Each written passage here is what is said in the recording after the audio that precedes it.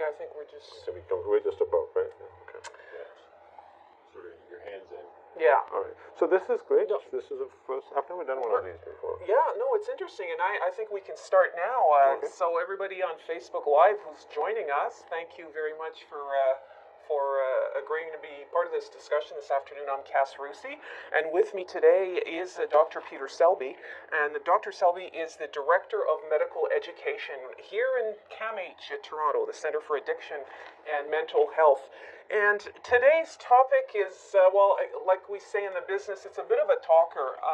Many of you might have read or seen a study from a very well-known medical journal coming out in the last week talking about alcohol consumption, painting a kind of a message that perhaps to some of us confused us, because for many years now we're given one message one week that one drink a day is okay, and then the next message is it's not so much. And now, Dr. Selby, if I got the Lancet study that came out, basically the headlines were quite alarmist.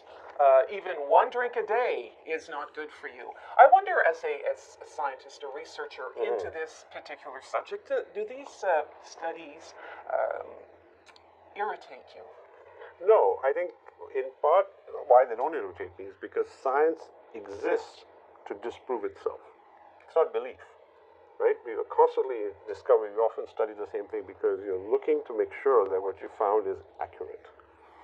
So science progresses by always trying to find out better. So, science is not, it's not a religion. It's not something that is fixed once and then you believe it for the rest of your life. It should change, and that's how science progresses. And that's why scientists are so important in society, because often things that we've come to believe need to be questioned and studied. So having said that, one also has to put this into perspective. These are large studies that look at large populations and look at risks that go with something. They're not absolute, that if you drink one drink a day, you will definitely harm. Yes. Right? That's what people should not walk away with. What you should walk away with is, yes, what this study shows is that for the bulk of people, if you don't drink, your risk is the lowest. But we all take risks through our life, and the question is, how much risk is an informed risk? And what's the risk to benefit ratio? Yes. Right?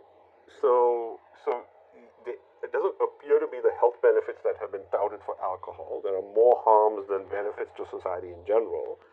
And less, the take home should be drink less and drink reasonably, in situations that don't cause you harm.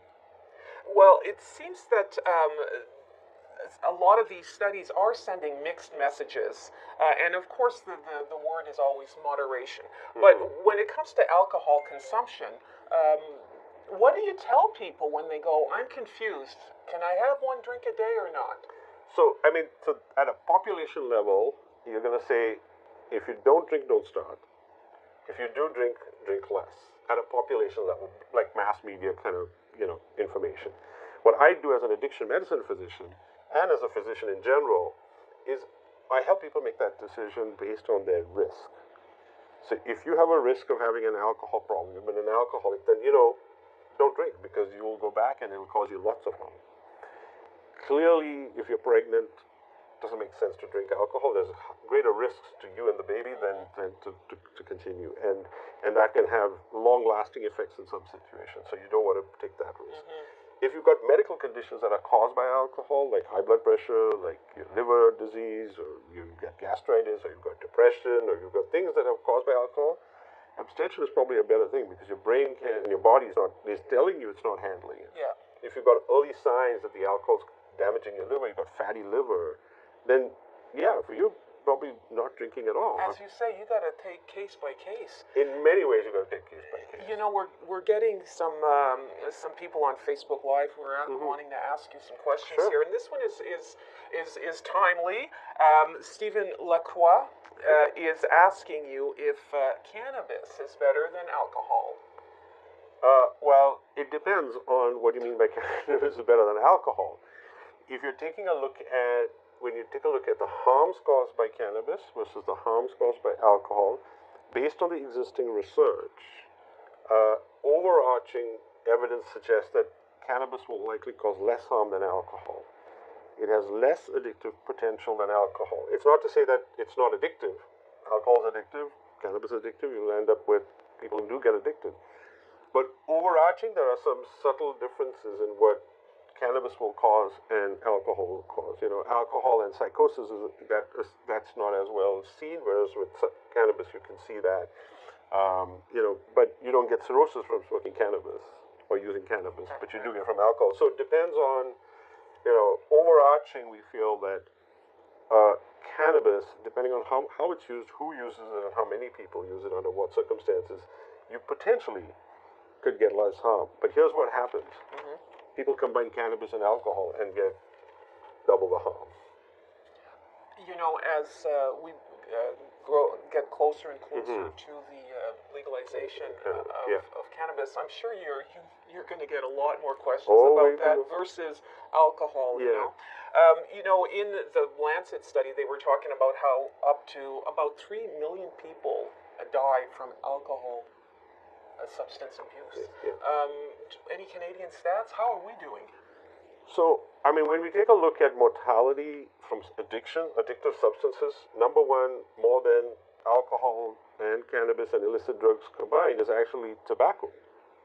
Tobacco, roughly about, you know, 37, depending on the stats, 37 to 40,000 people a year in Canada are dying from that related. Alcohol, the stats, depending on what you look at, is roughly about half that, depending on whether you count injuries and accidents. And in some situations, you know, for example, there was some controversy whether breast cancer was caused by alcohol. Now we are much more certain that yes. You know, there's a binge drinking of alcohol is much more associated with breast cancer. So there are these things that you look at the stats about mortality, and it will cause. I mean, there is an attribute. You know, if you rank them, it's not to say that alcohol. I think people should not walk away thinking alcohol is completely safe. It should be like anything else. No, it does require restrictions, because in any community where the average consumption starts going up, you start seeing harms. And you'll end up killing people younger, like in Russia that happened, right? We have a question from Will Gabriel. He wants to know how much alcohol intake is considered healthy. Well, you know, based on the study, none would be considered healthy. The question is how much risk are you willing to trade off? This is that individual decision. How much risk are you willing, as an individual, to trade off? Roughly, we have several limits or guidelines. So from injury prevention guideline and not getting into, you know, trouble, roughly, you know, up to 3 standard drinks a day for men, up to 2 for women, and having at least a day or 2 without alcohol is probably, it reduces your risk of having injuries from it. Now, of course, if you deliberately drink those drinks and then go climb a ladder, that's not smart, and you might hurt yourself. But if you want to get a cancer risk reduction, it's a lot less. If you want to reduce your risk of cancer from alcohol, then for women it's less than a drink a day, and for men it's less than 2 drinks a day. Again, so individual. Skylar Sinclair. No, wait, there's one here. Thomas Hickey before that. We'll get to you, Skylar, in a few seconds. I guess Thomas wants to know what sugar level is dangerous to your health regarding diabetics. Is under 10 good? I guess because there's a lot of sugar, obviously. Well, there's a ton of... So first of all, alcohol with or without sugar has calories, right? It's about anywhere from 120 to 160 calories per drink, depending on what you're having. And it does tend to send people's blood sugars out of whack, especially if you have diabetes. So in general, less is more, or take a look at the calories that you're getting from alcohol, because they can add up.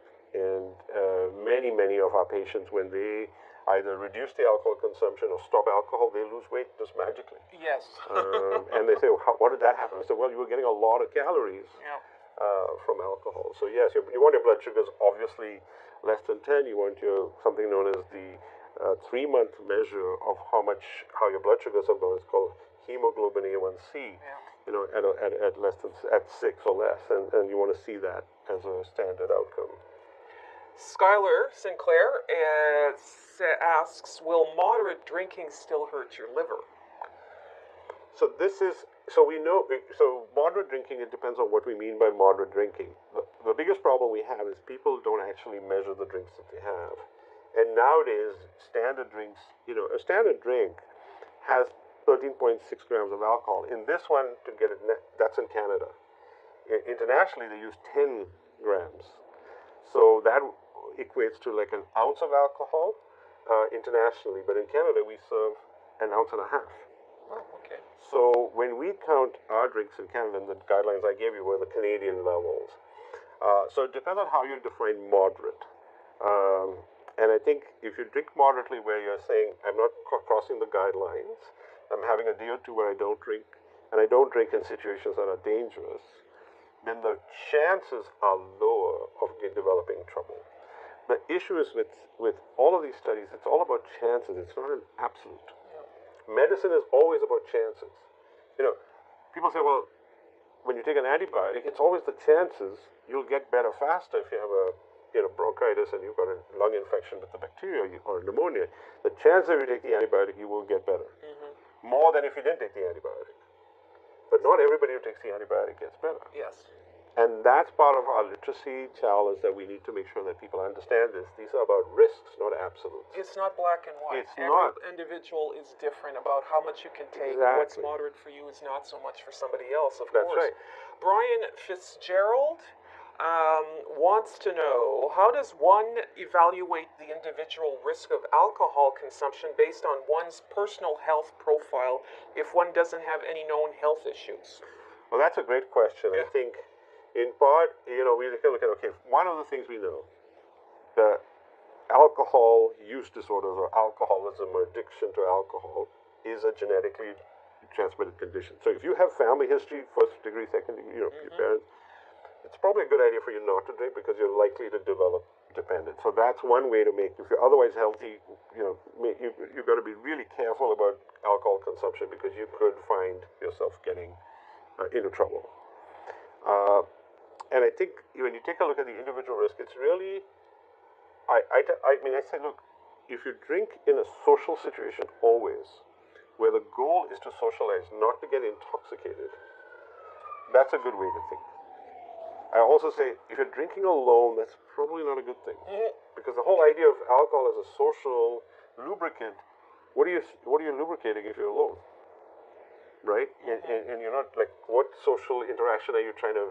So then you're starting to looking at what people are using this alcohol for, and that's when harm starts happening. I would imagine a lot of times just to relax after a hard day at work. Well, I don't know. It's possible, Yeah. but again, when you start, because then what happens is it starts losing that effect, and now it's not the one drink, now it's the, now I've opened the bottle of wine, now it's not the one glass of wine, it's now all 5 glasses that are in a bottle, and now I'm buying the bigger bottle of wine. Oh dear, you're getting right? into the nasty habit now. So that's what it happens, right? So having those days where you don't make it habitual is an important way of a healthy person sort of saying, how much should I drink? Yeah. Generally limiting it to these levels is what I would say. Emma McGow would like to know if the body processes calories from alcohol differently. Not necessarily. I mean, it gives you less. Alcohol gives slightly less calories than the same amount of carbohydrate, but it still gives you the calories, and your body breaks it down into glucose.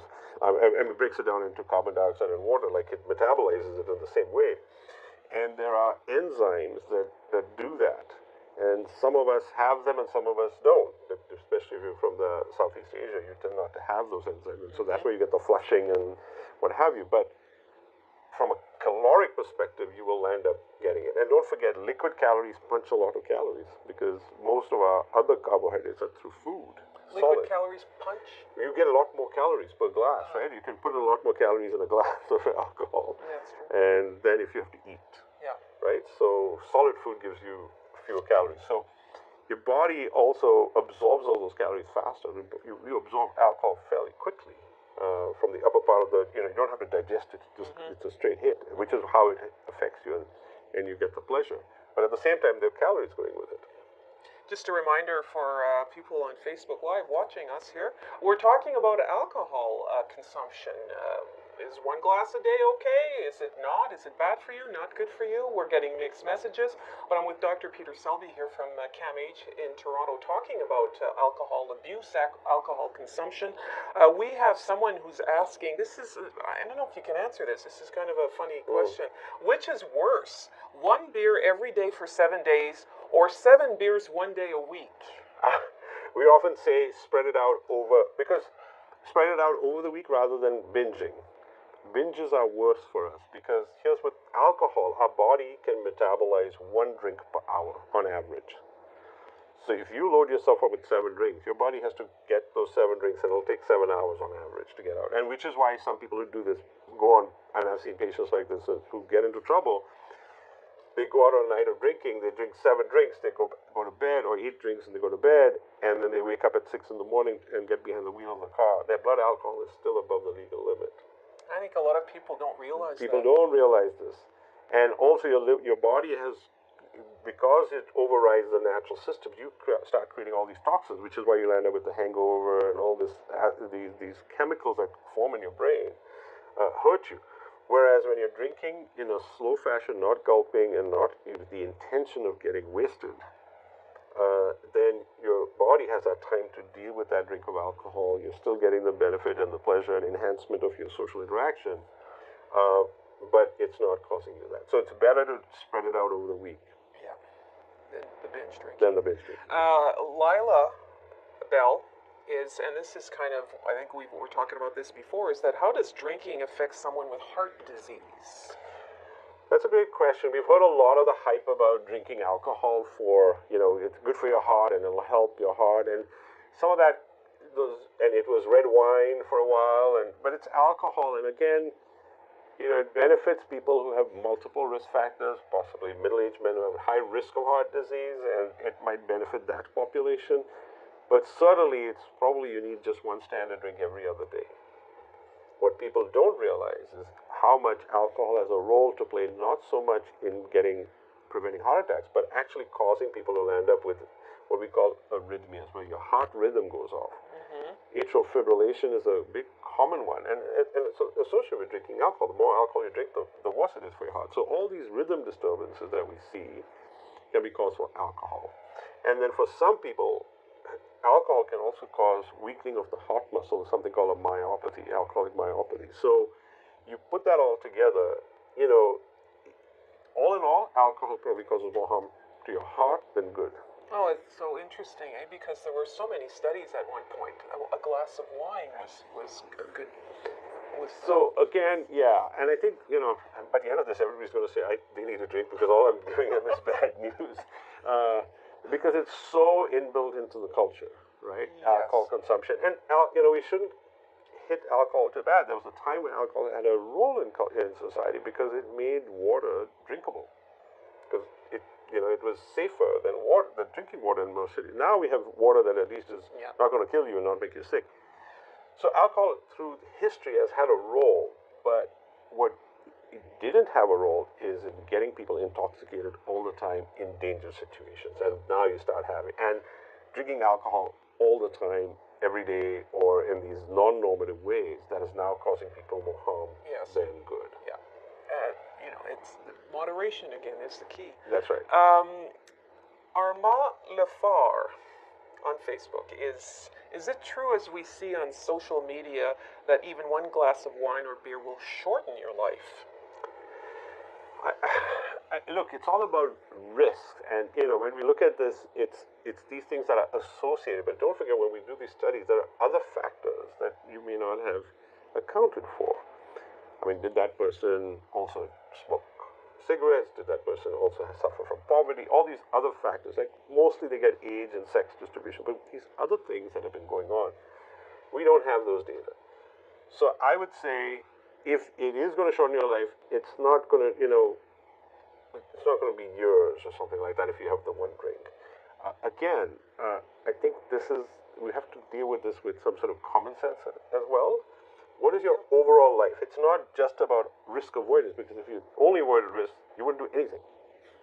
And so what is a risk you're willing to tolerate before it becomes a problem for you? Yeah. And then as a society, we have to say, okay, we know that banning something completely is not helpful. That's why we're legalizing cannabis. We know it causes more harm by banning something. What you want is people to have use of something without causing the harm, but having the benefit. And whether that's social benefit, health benefit, some benefit.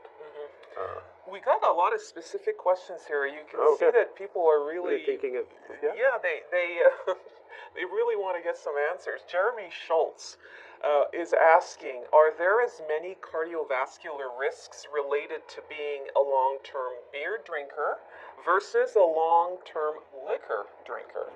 That's a great question. I don't think we know. What we do know is that obviously liquor is a much more concentrated form of alcohol, and what in general what has been looked at the studies, they look at the equivalence. So an ounce or half of liquor being equivalent to say 333 ml of beer or 5 ounces of wine, all have the same amount of alcohol, and so that's how we've looked at the equivalence around it. In terms of exposure, because that's the alcohol is similar across. So I don't think anybody has looked at it specifically in terms of whether these other parts of how, spirits are versus fermented beverages like wine are any different. But you can certainly get more calories from beer than you would get from that ounce of liquor, Really? right? Because it's different, because you've got, malted barley, you've got some other ingredients, you've got more volume. You'll get more of the other stuff than you would get in a concentrated, shot of gin or something. Yeah. I think we could probably sort of end it on this note, and maybe on a positive note. I think your key message is everything in moderation. Yep. Everything in moderation, and not just the amount, but where and how you drink it. Where and how. Where and how, right? If you look at most people who have motor vehicle accidents and drink driving, these are not people who have alcohol problems per se, right? These are not people who would be called alcoholic. We don't use that term anymore, but alcohol use disorders or addicted to alcohol. It's general people who drink too much and drink and then get behind the wheel of a car. That population, if you don't do that, you will reduce that harm to society, Yeah. right? University starting Frosh Week, this alcohol poisoning goes on, giving people in that non-normative way, just giving them so much alcohol that can cause them significant alcohol poisoning, hospitalizations, or getting into dangerous situations like unprotected sex and injuries and falls. All that needs to stop, right? Yes. Because that is not a normative way of, using alcohol. Right. It's again moderation. It's the moderation, yeah. I really appreciate your time, and I think that we've sort of shared some valuable information to our audience here. And I thank you all who wrote in with your interesting questions. We were with Dr. Peter Selby at the Center for Addiction and Mental Health in Toronto, speaking on alcohol abuse, good or bad. Thank you for joining us. Thank you. Thank you. Thanks.